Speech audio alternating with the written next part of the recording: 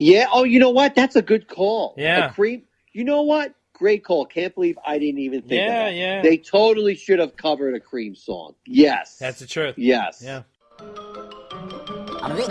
That's all, folks.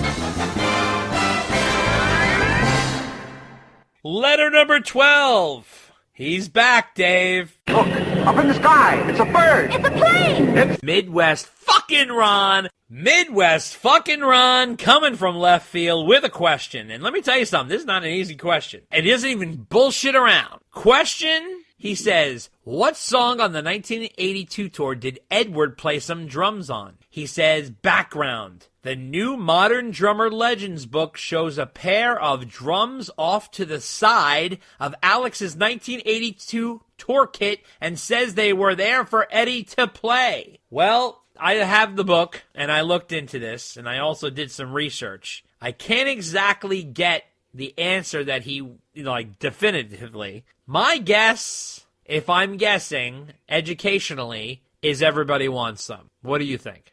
Wow, I couldn't even think of which song. Yeah, you know what? I got nothing better. Yeah, right. I mean, that's that. Ron, if you have that answer, write back and tell us and school us, and I'll bend over and I'll say, "Thank you, sir. May I have another?" And you can tell me. But my guess would be Everybody Wants Some. I tried to even find a clip of Eddie playing the drum. I have never seen that, but. All right, Ron, I am waiting for the paddle. Bring it on, brother, bring it on. And we are on to letter number 13, and that comes from Low No Rick. Oh, my God, wait a second. Is Rick now giving himself two different names?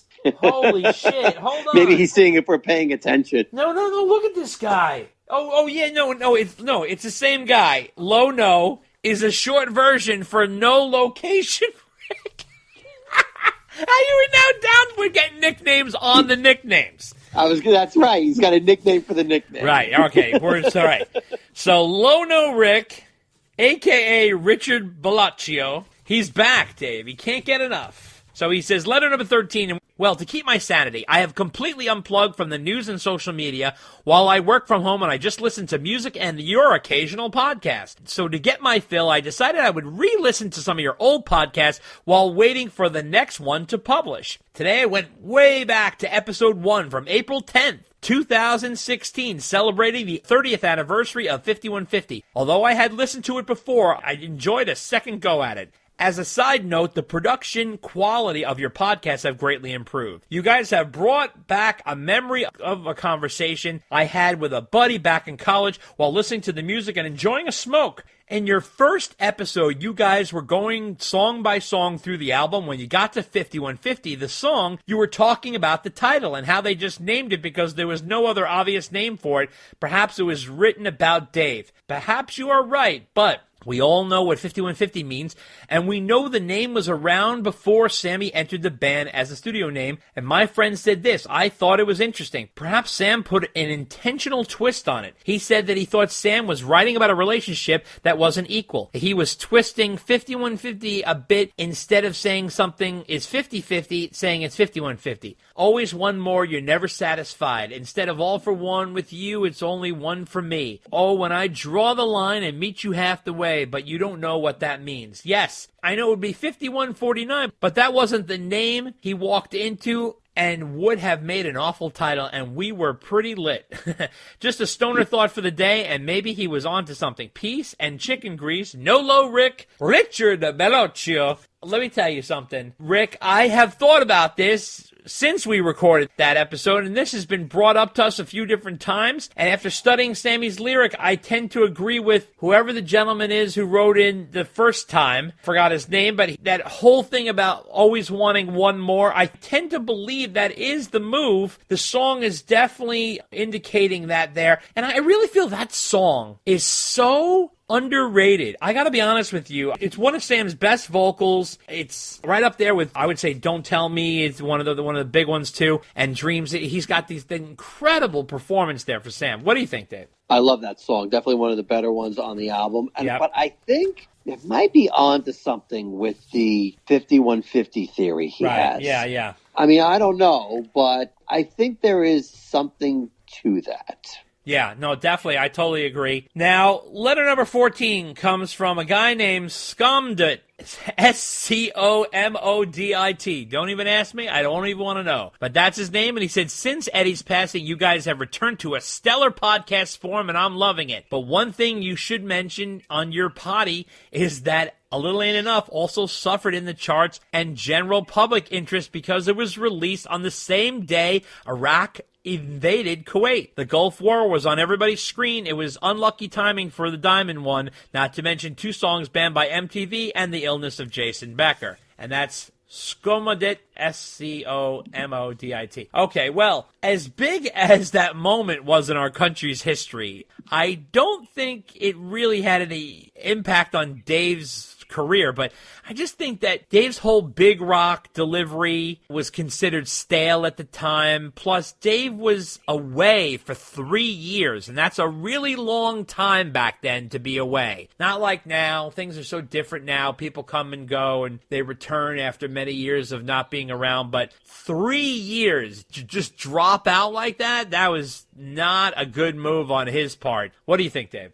That's an interesting observation, but I don't know how much of an effect it has on the musical landscape at the time. Here's an example of somebody's musical career that got sidetracked because of a historical event that happened on that day. So David Hasselhoff. Okay. All right? Yeah. He's huge in Germany, right? Yeah, that's huge. the thing. Don't hassle the Hoff. Okay. He was trying to break in the States. Right. And he had a special on TV. Oh, boy. That was broadcast. It was broadcast on the day that OJ was running from the police in the white Bronco. Wow. So everybody is watching that and nothing else. Wow. And that's a big reason why David Hasselhoff didn't break in the States, because his big concert events or whatever it was. Comeback special. Well, not even a comeback, just trying to come. Right, like, yeah. Just trying to show up and get people's attention. Who knew that's what we were going to be watching that night, right? That's right. So it totally messed up David's plans. Wow. But that's like one particular event that happens at that time while something else is supposed to happen. That's the truth. I mean, the musical landscape was starting to change. Hair metal was on its way out. Yeah, totally. So did it affect Dave? If it did, I don't think it affected him more than it affected anybody else at that time. Yeah, that's for sure. And the last letter of the night, Dave's favorite moment, letter number 15, comes from nice guy Kurt Lancios. He says here, hey, Cribble and Marconi. No, wait a minute. That is not how we pronounce his name. How do you say it? Well, didn't we have his podcast last time? And yeah, but all right, so you, all right, podcast? Lancios. No, I thought it was like Lancois or something Lancois? like that. Yeah, because it's like French. Oh, it's French? I thought it was Spanish. Oh, Maron. All right, really? So Lancois. All right. So nice guy Kurt Lancois. Okay. I'm sure I butchered that too. Yeah, so he says, hey, Cribble and Marconi, you guys are number 1 on my list. And I was like, what is he talking about? You know, he does the Retro Zest podcast, and he does a nice job with the podcast. You could get that at Apple iTunes. You can download it for free.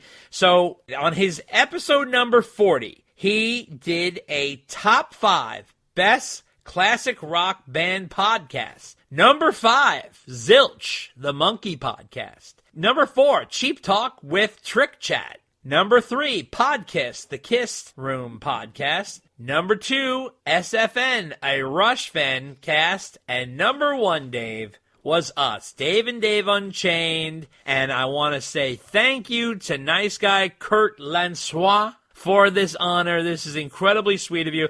In this episode, he not only names us as number 1, Dave, he recaps our whole battle that we had with Kurt when we going back and forth there. I won't even spoil it for you. Go check out his Retro Zest podcast, and he has clips of our podcast, and he narrates the different levels of the fight. It's really kind of funny. Kurt has been a longtime supporter, and we greatly appreciate his kind words on the podcast. It means a lot to us. Thank you so much. He's a longtime listener, and I will never forget that Kurt is the guy who got me the Robert Romanus bumper. That is my favorite bumper that we use on this podcast, where he talks about, this is Robert Romanus, Damone from Fast Times at Ridgemont High. You're listening to the Dave and Dave Unchained podcast. Oh, I still got those Van Halen tickets if you want them. You know, that whole thing. That was really cool of him to do that. I love Robert Romanus. I love Fast Times at Ridgemont High. And my favorite character is Damone, so that meant a lot to me. So thank you, Kurt. And thank you so much for putting us on spot. Check him out. Retro Zest Podcast, episode 40. Dave, what do you think? Yes, thank you so much, Kurt. Did listen to the episode. We are in very good company. Yes. As I'm definitely a fan of Zilch. Yep. And I've heard of those other ones, too. So thank you very much for the kind words and spending as much time as you did talking about us. And, you know, perhaps one day we will pronounce your last name correctly. Hopefully I got it right on this podcast.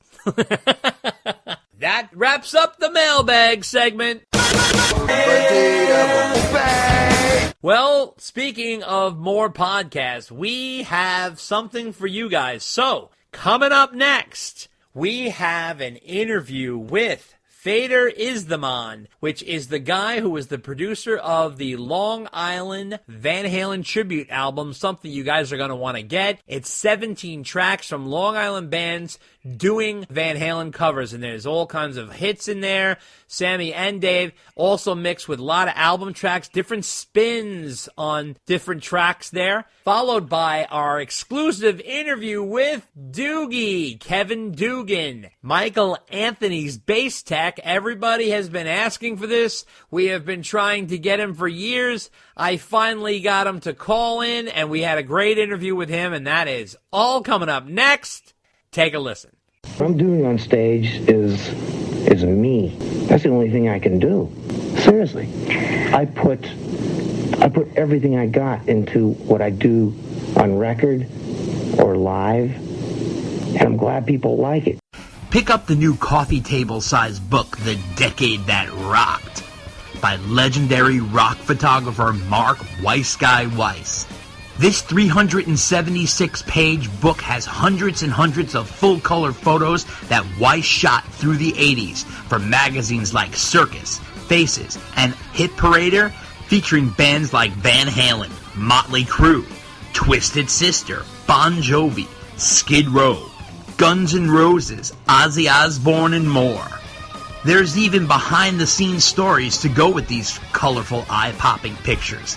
The Decade That Rocked, a new book by rock photographer Mark Weiss, is available for purchase now. Go to thedecadethatrocked.com, where there are exclusive bundles available with extra prints, t-shirts, and even patches. Inquire about the Van Halen bundle, especially made for Dave and Dave Unchained listeners. Order today. The Decade That Rocked. It'll rock your world. Need a laugh? Check out the Funny How Comedy Podcast, which focuses on upbeat conversations with legendary comedians. It's free on Spreaker and iTunes. Check us out on Facebook at Funny How Comedy Podcast, on Twitter at Funny How Podcast, on Instagram at Funny How Comedy Podcast, or email us at funnyhowcomedypodcast@gmail.com. Hello, this is guitar player Steve Hunter, and you are listening to Dave and Dave Unchained. If you would like to send us a letter asking a question or making a statement or whatever you'd like to say, you can send it to ddunchainedpodcast@gmail.com. Are you a guitar enthusiast? Want to learn all the tricks and licks of the trade? Searching for that Eddie Van Halen sound and speed? Want to play in the style of Alex Lifeson of Rush, Mick Mars of Motley Crue, or Brian May of Queen? Then sign up for Zoom lessons from the best, Lance Turner, the guitarist for the #1 Van Halen tribute band, the Atomic Punks. Lance will take you on as his personal student in the comfort of your own home on Zoom. To sign up, contact Lance via email at lancetLessons@gmail.com. Lessons are at an affordable rate of $40 an hour. Email Lance today at lancetLessons@gmail.com. That's LANCET LESSONS @gmail.com and learn how to jam like a